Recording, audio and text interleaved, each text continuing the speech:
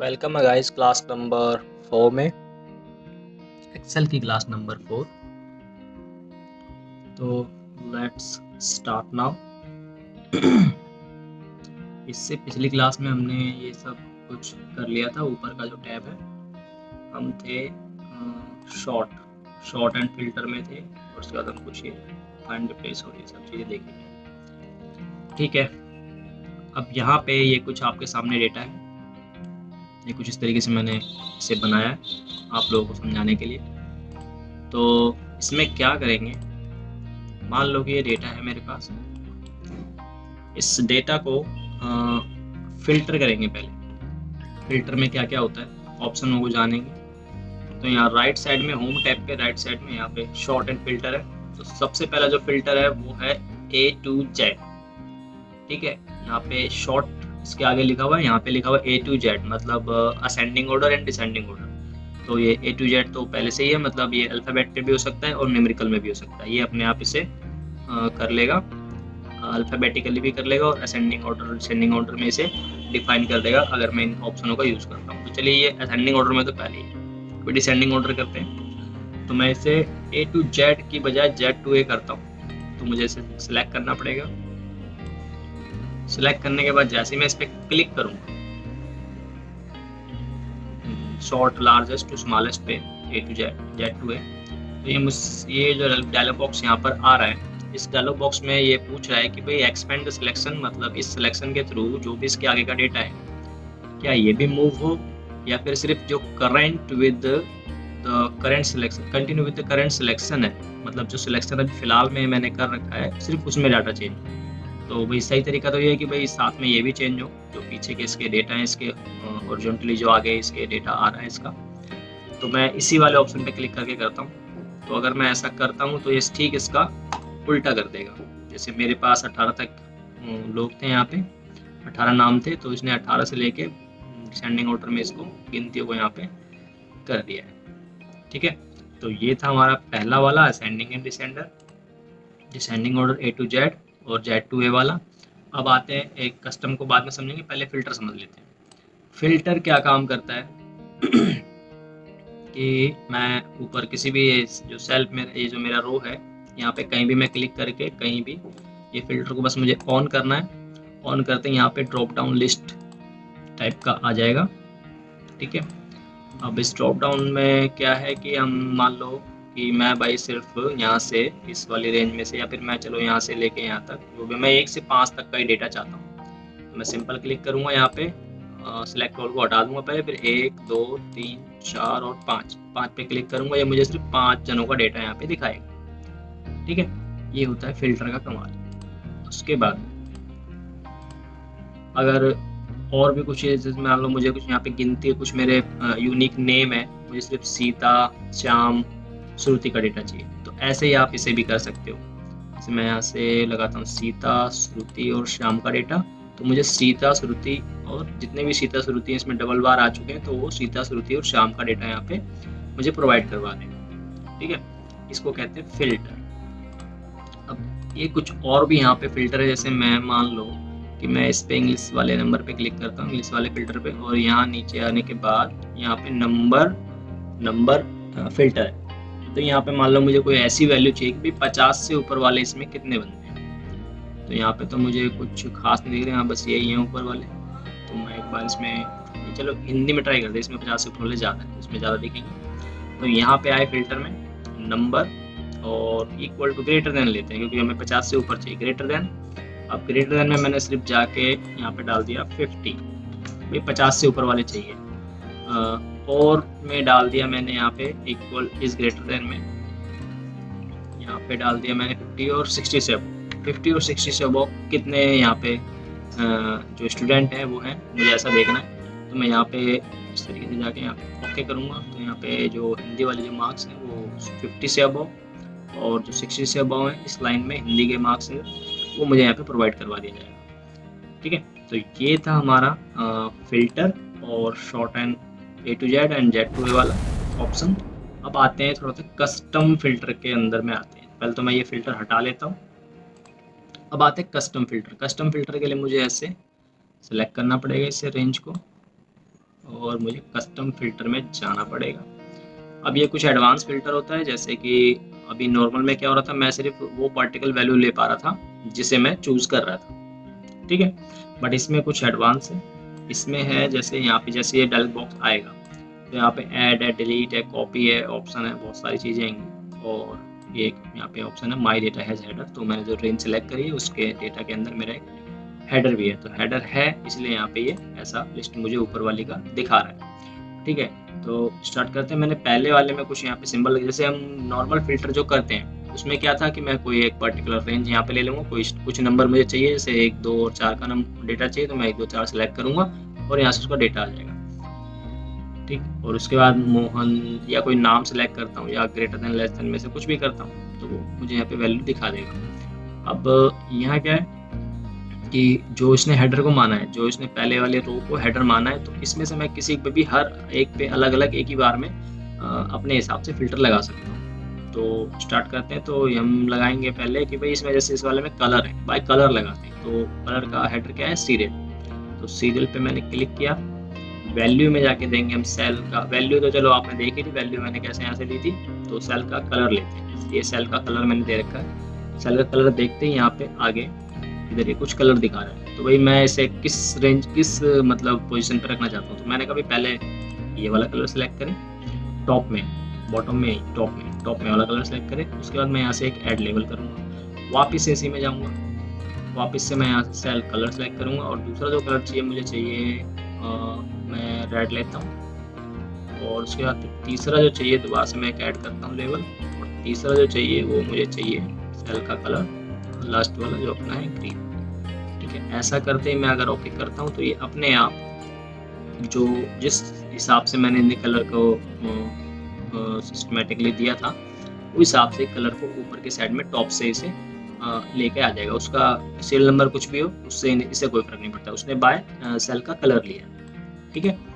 तो इसे वापस से एक बार कर लेते हैं। अब आगे आते हैं और भी क्या है इसमें जानते हैं फ़िल्टर के अंदर हम और किस तरीके से, जैसे कि मान लो ये फ़ॉन्ट का कलर है, ठीक है? तो फ़ॉन्ट का कलर है, मैं इस पे दोबारा से रेंज को सेलेक्ट करता हूँ। यहाँ फ़ॉन्ट का जो कलर है, हम उसके हिसाब से इसको कस्टम फ़िल्टर करेंगे एक बार। तो फ़ॉन्ट का कलर जो है वो है हिंदी में, तो मैंने किया हिंदी पे क्लिक और यहाँ से फ़ॉन्ट का कलर लिया और कलर मेरे पास 2-3 है, तो मैं यहाँ पे जैसे जाऊँगा मुझे कलर दिखा देगा, तो मैंने कहा भाई पहले ग्रीन वाले, फिर उसके बाद फिर फ़ॉन्ट कलर में मुझे दे ये ब्लू वाले और उसके बाद फिर फ़ॉन्ट के कलर में मुझे दे ये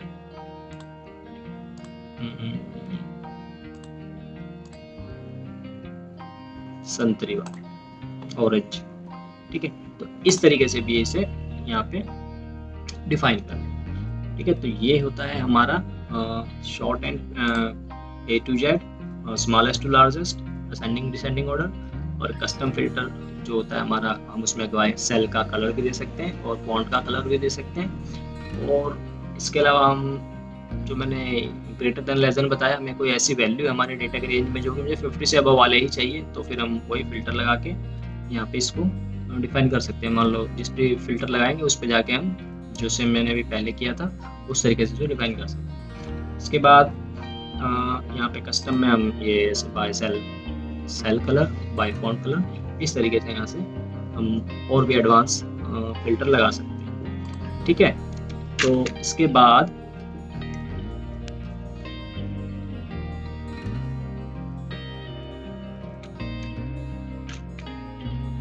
दोस्तों आपका समय खराब ना हो इसलिए मैंने यहाँ पे जो मुझे अगला स्टेप बताना था वो मैंने थोड़ा-सा वीडियो को रोक के यहाँ पे कुछ सेल को डिलीट कर लिया। इसमें कोई भी वैल्यू मैंने ले ली थी। मैं अगला स्टेप ये बताने वाला हूँ। तो हम थे फाइंड एंड रिप्लेस वाले ऑप्शन पे। तो फाइंड तो आपको समझ में आता है, अपने वर्ड में भी क्या होगा। फाइंड अगर आपको कुछ भी करना है तो यहाँ पे फाइंड में जाके आपको सिंपल उसे लिख देना है। जैसे मैं यहाँ पे लिखता हूँ श्याम। सबसे पहले ही चलो मैं गीता लिखता हूँ। यहाँ से सर्च करता हूँ तो ये देखिए इसने गीता को सेलेक्ट कर लिया। हाँ, इससे अगर आपको रिप्लेस करना है तो आप रिप्लेस में भी जा सकते हो। रिप्लेस में जाके आपको क्या रिप्लेस करना है, कोई वर्ड से रिप्लेस करना है तो वर्ड से रिप्लेस कर दो, वरना फॉर्मेट में आपको कुछ फॉर्मेटिंग से रिप्लेस करना है तो आप फॉर्मेटिंग से भी रिप्लेस कर सकते हो। थोड़ा सा स्लो हो रहा है।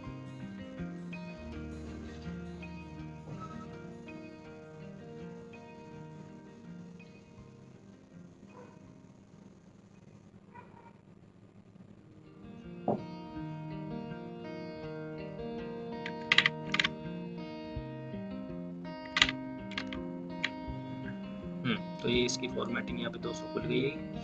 फॉर्मेटिंग से आपको रिप्लेस करना, जैसे कि मैं मानता चलो इसमें जो इसका जो पीछे का जो बैकग्राउंड है वो भी भाई मैं रिप्लेस करना चाहता हूँ। मैंने कभी इसको रेड में कर दिया, गीता को फाइंड करें उसको रेड में कर दें, और जो फॉन्ट है वो थोड़ा कुछ और चेंज कर दे। तो मैं यहाँ पे फॉन्ट को ब्लैक देता हूँ,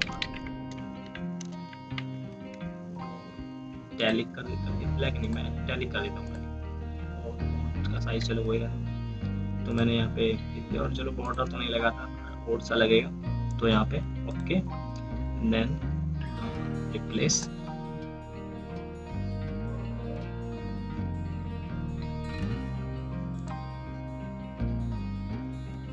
गीता को रिप्लेस, ओ यहाँ पे मैंने उल्टी जगह पे दे दी, देख रहे हैं आप, मैंने ऊपर वाले पे देखा, नीचे वाले पे देखा, तो ये फाइंड ही नहीं कर पा रहे इसको, तो रिप्लेस कैसे करेगा। चलिए दोबारा से करते हैं एक बार, इस पर क्लिक, सॉरी क्लिक कहीं भी कर दो आप सीट पे, फाइंड करते हैं, सो रिप्लेस में जाते हैं सीधा, फाइंड रिप्लेस, इसको मैं भी हटाना पड़ेगा। फॉर्मेट गीता नाम सही है, प्लेस करेंगे हम इस गीता को ढूंढ के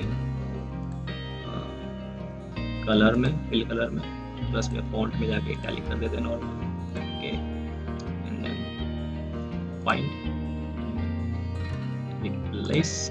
तो ये देखिए आपके सामने मैंने उसको गीता को सिलेक्ट किया और उसे रिप्लेस किया उसके बैकग्राउंड कलर से, और उसके फॉर्मेटिंग में इटैलिक कर दिया मैंने उसको, मुझे गीता को इटैलिक करना, ठीक है। अगर एक बार में मैं इसको करना चाहूँ तो मैं कीबोर्ड से कमांड दबाऊंगा Ctrl+F, रिप्लेस में जाऊंगा, और एक बार में अगर रिप्लेस कहीं और भी होगा, ये रिप्लेस ऑल करना है, फिर देखिए इसको 2 जगह गीता मिला और 2 जगह उसने से इटैलिक और बैकग्राउंड कलर रेड उसने कर दिया, ठीक है दोस्तों।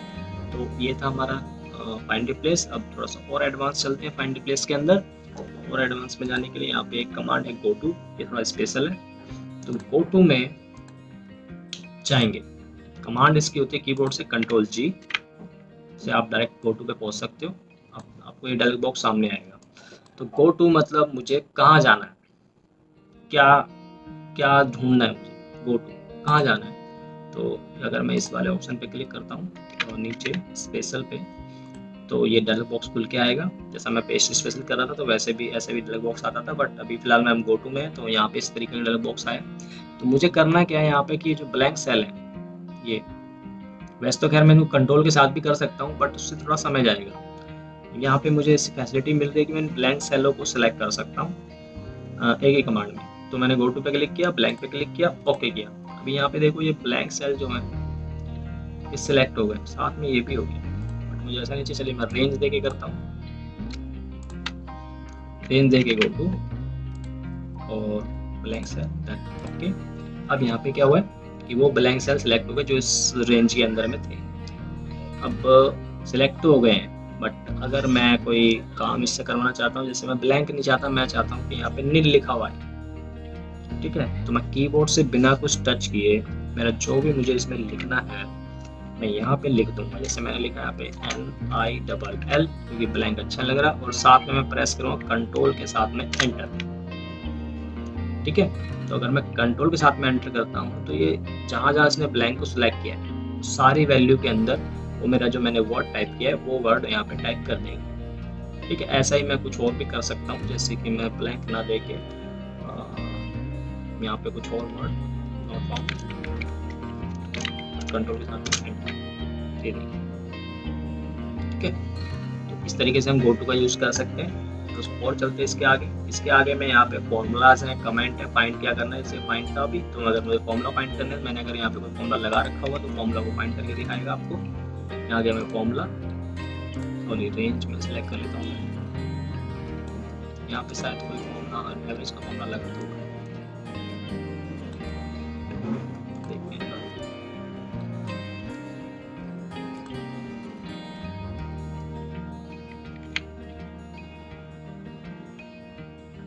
तो मैं इसको डिसेंडिंग ऑर्डर कर लेता हूँ, ये जरा गड़बड़ हो गया।